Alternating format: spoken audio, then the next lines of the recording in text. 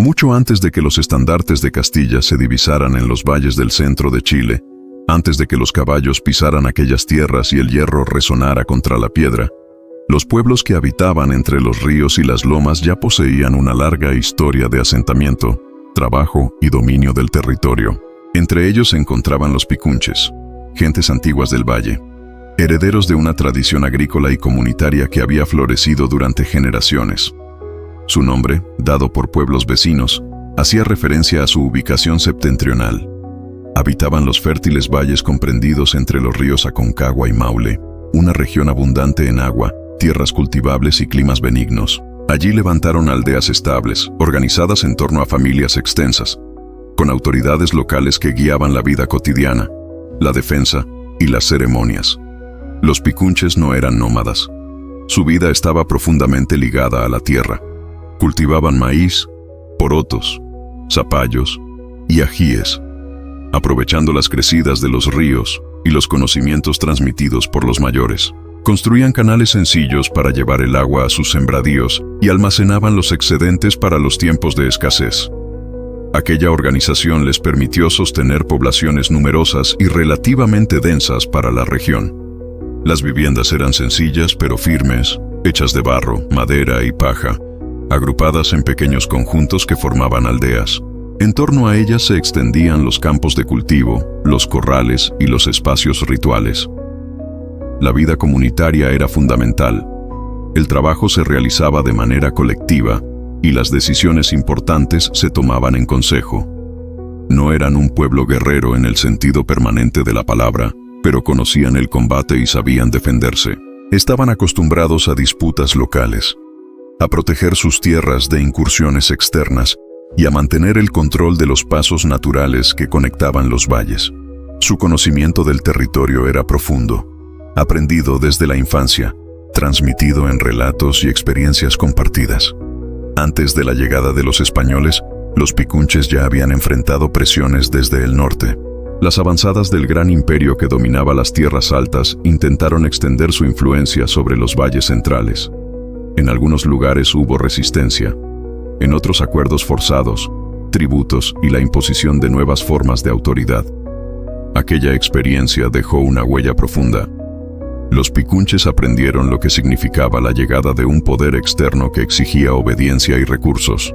Por ello, cuando comenzaron a circular las primeras noticias sobre hombres extraños que avanzaban desde el norte montados sobre bestias desconocidas cubiertos de metal y portando armas que tronaban como el cielo en tormenta, la inquietud se extendió rápidamente por los valles.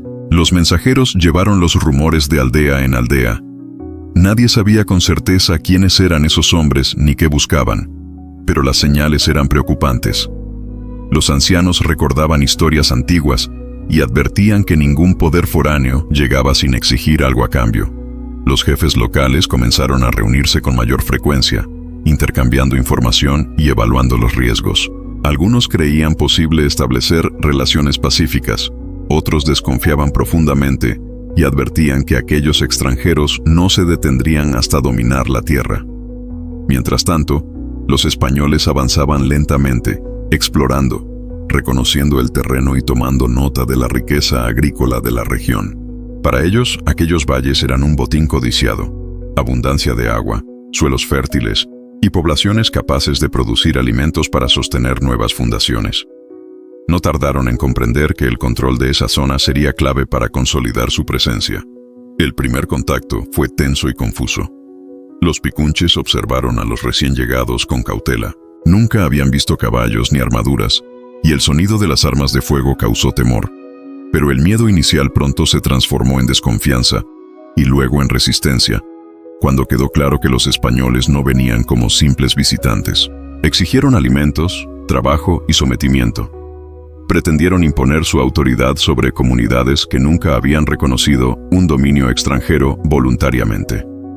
Para los picunches, aquello fue una amenaza directa a su modo de vida, a su autonomía y a la posesión ancestral de sus tierras. Algunos intentaron evitar el conflicto abierto, esperando que los extranjeros siguieran su camino.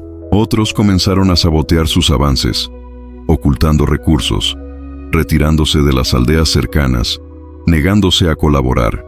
Cada gesto, pequeño en apariencia, era una forma de resistencia silenciosa. Los españoles interpretaron estas acciones como desafío. Respondieron con castigos ejemplares buscando imponer respeto mediante la fuerza. Así, la tensión creció rápidamente. Lo que había comenzado como un encuentro incierto se transformó en una confrontación inevitable. Los picunches, sin saberlo, estaban a punto de convertirse en los primeros pueblos del territorio chileno en enfrentar directamente a los conquistadores europeos. Su resistencia no sería siempre recordada con claridad por la historia escrita, pero fue fundamental, pues marcó el inicio de un conflicto prolongado que cambiaría para siempre el destino de aquellas tierras. En los valles del centro, bajo el sol y junto a los ríos, comenzaba una lucha desigual, una lucha que no nació del deseo de guerra, sino de la necesidad de defender lo propio frente a una invasión que no admitía rechazo.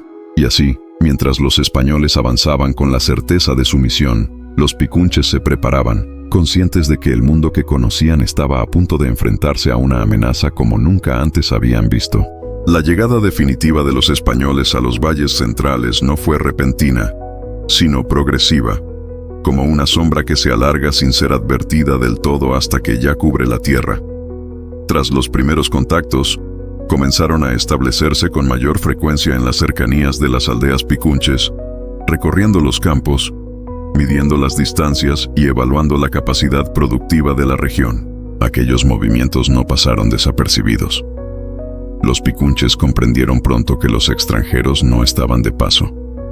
Observaban cómo levantaban campamentos, cómo exigían provisiones sin ofrecer nada a cambio, cómo trataban a los habitantes con una mezcla de desdén y amenaza.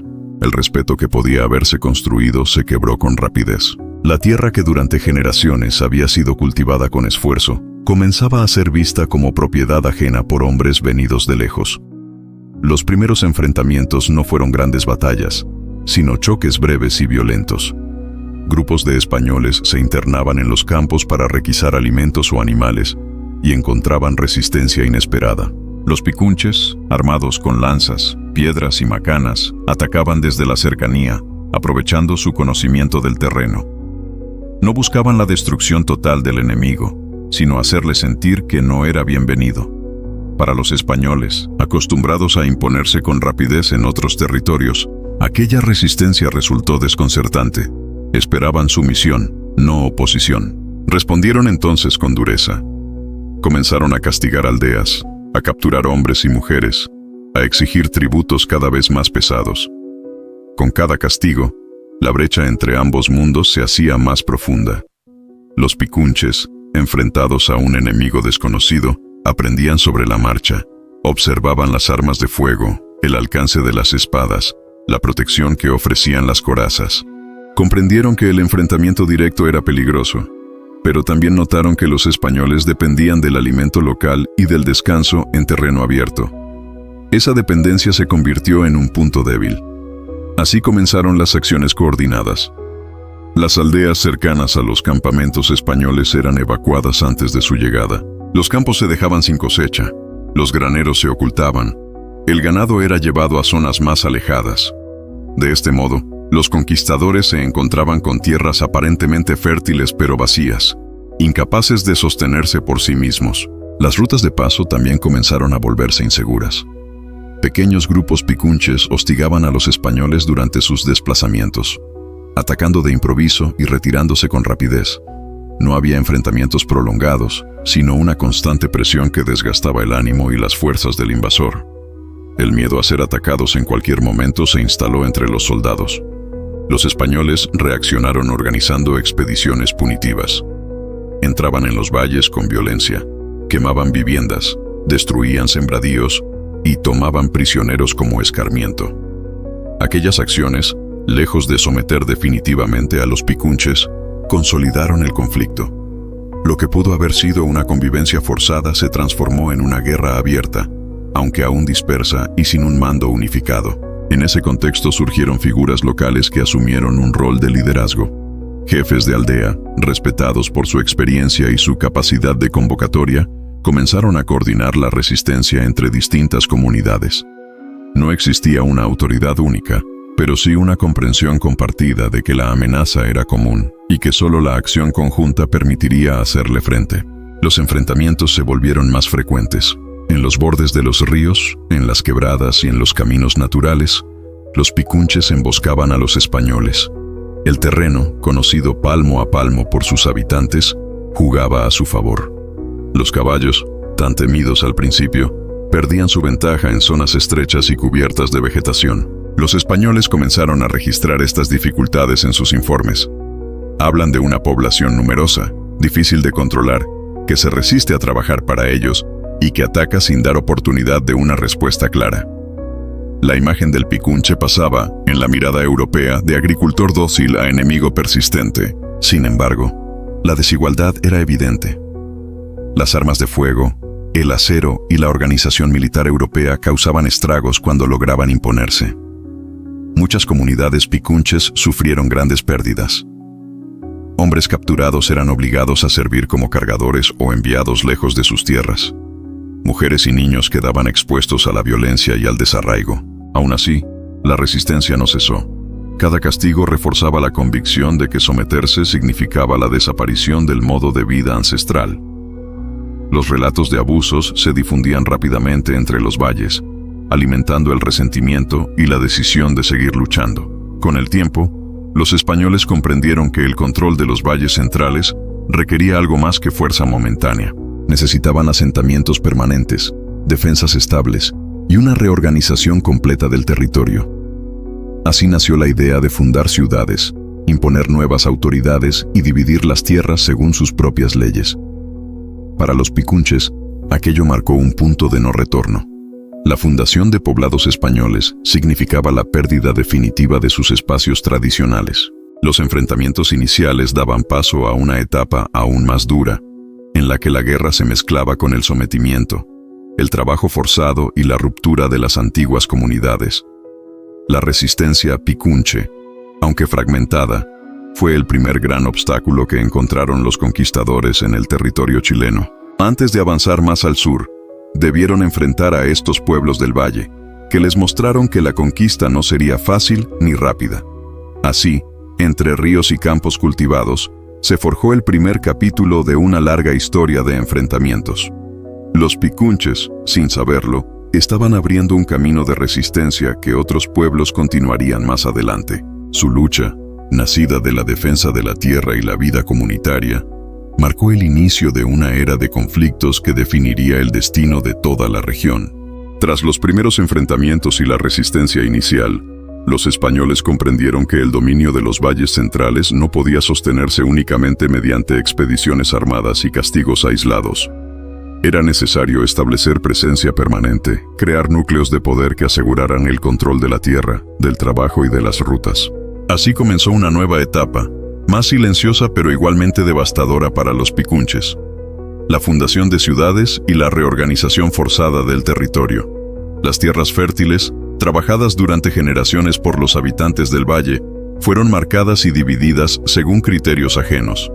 Allí donde antes se extendían sembradíos comunitarios y aldeas dispersas, comenzaron a levantarse trazados rectos, plazas centrales y edificios de madera y adobe que anunciaban un nuevo orden. La fundación de estas ciudades no fue un acto pacífico. Se sostuvo sobre la coerción, el desplazamiento y la imposición de autoridad. Para los picunches, la presencia de estos asentamientos significó la pérdida progresiva de su autonomía. Los españoles exigieron mano de obra para la construcción, alimentos para el sustento de los nuevos poblados y obediencia a autoridades que no reconocían. Muchos hombres fueron obligados a trabajar bajo vigilancia, alejados de sus familias y de sus tierras. Otros fueron enviados a zonas lejanas, rompiendo los lazos que sostenían la vida comunitaria. La vida en los valles comenzó a cambiar de manera irreversible. Las antiguas aldeas se despoblaron, ya fuera por el traslado forzado o por el abandono voluntario ante la violencia constante. Algunas comunidades intentaron refugiarse en zonas menos accesibles, alejándose de los caminos principales. Otras, debilitadas por las pérdidas y la presión continua, no tuvieron más opción que aceptar el nuevo orden. La resistencia no desapareció, pero se transformó. Ya no era posible enfrentar abiertamente a un enemigo que ahora contaba con fortificaciones, refuerzos y un control más firme del territorio. Los actos de oposición se volvieron discretos: sabotajes, fugas, negativas silenciosas al trabajo, pequeños ataques en rutas secundarias. Cada gesto era una forma de recordar que la sumisión nunca fue completa. Los españoles, conscientes de esta resistencia persistente, endurecieron las medidas. Implementaron sistemas de control sobre la población, registrando a los habitantes, asignándolos a trabajos específicos y castigando cualquier intento de desobediencia. Las antiguas autoridades locales perdieron poder, reemplazadas por figuras impuestas que respondían al dominio extranjero. El impacto fue profundo. Las tradiciones, los ritos y las formas de organización picunche comenzaron a debilitarse bajo la presión constante. Las ceremonias se realizaban en secreto o se abandonaban por completo. Las lenguas y los saberes, transmitidos de generación en generación, comenzaron a perderse en un entorno que ya no permitía su práctica abierta. Muchos picunches fueron integrados a la fuerza en nuevas estructuras de trabajo agrícola y doméstico. Sus conocimientos sobre la tierra, el riego y los cultivos fueron aprovechados para beneficio de los colonos, mientras ellos quedaban relegados a una posición subordinada. La riqueza del valle, que antes aseguraba la autosuficiencia de las comunidades, pasó a sostener un sistema que los excluía. A pesar de todo, el recuerdo de la libertad anterior persistía. Los ancianos narraban a los más jóvenes cómo era la vida antes de la llegada de los hombres del hierro, cuando la tierra no tenía dueños ajenos y las decisiones se tomaban en comunidad. Esos relatos, transmitidos en voz baja, mantenían viva una memoria que se negaba a desaparecer. Con el paso del tiempo, los españoles lograron consolidar su dominio en gran parte del Valle Central. Las ciudades crecieron, las rutas se estabilizaron y la región se convirtió en el corazón del nuevo orden colonial. Para los conquistadores, aquello fue una victoria estratégica. Para los picunches, significó el inicio de un lento proceso de desaparición como pueblo diferenciado. Muchos fueron absorbidos por la nueva sociedad impuesta, perdiendo su identidad original. Otros se mezclaron con poblaciones vecinas o se desplazaron hacia regiones donde el control extranjero era menor. El nombre picunche comenzó a desaparecer de los registros, no porque su gente hubiera dejado de existir, sino porque fue diluida, silenciada y olvidada por la historia escrita. Sin embargo, su papel fue fundamental. Fueron los primeros en enfrentar a los conquistadores en el territorio chileno, los primeros en mostrar que la conquista no sería sencilla ni inmediata. Su resistencia inicial obligó a los españoles a replantear sus estrategias y a comprender que aquellas tierras no se entregarían sin conflicto. El sometimiento del Valle Central no fue una victoria limpia ni rápida. Fue el resultado de años de enfrentamientos, abusos y pérdidas humanas. Y en el centro de ese proceso estuvieron los picunches, un pueblo que defendió su tierra hasta donde le fue posible, aun cuando las fuerzas en su contra eran inmensas. Así, mientras las ciudades crecían y el nuevo orden se consolidaba, la historia de los picunches quedaba relegada a los márgenes. Pero su lucha, aunque silenciada, fue el primer capítulo de una resistencia más amplia que marcaría el destino de los pueblos del sur. Con el dominio español ya afirmado en los valles centrales, la vida de los picunches entró en una etapa de transformación irreversible. Las antiguas aldeas, que durante generaciones habían sostenido una existencia basada en el trabajo comunitario y el respeto por la tierra, dejaron de ser el centro de la vida social. En su lugar, se impuso un orden ajeno, rígido y vigilado, que no admitía autonomía ni continuidad de las antiguas costumbres. Muchos picunches fueron obligados a abandonar los espacios que habían ocupado desde tiempos inmemoriales.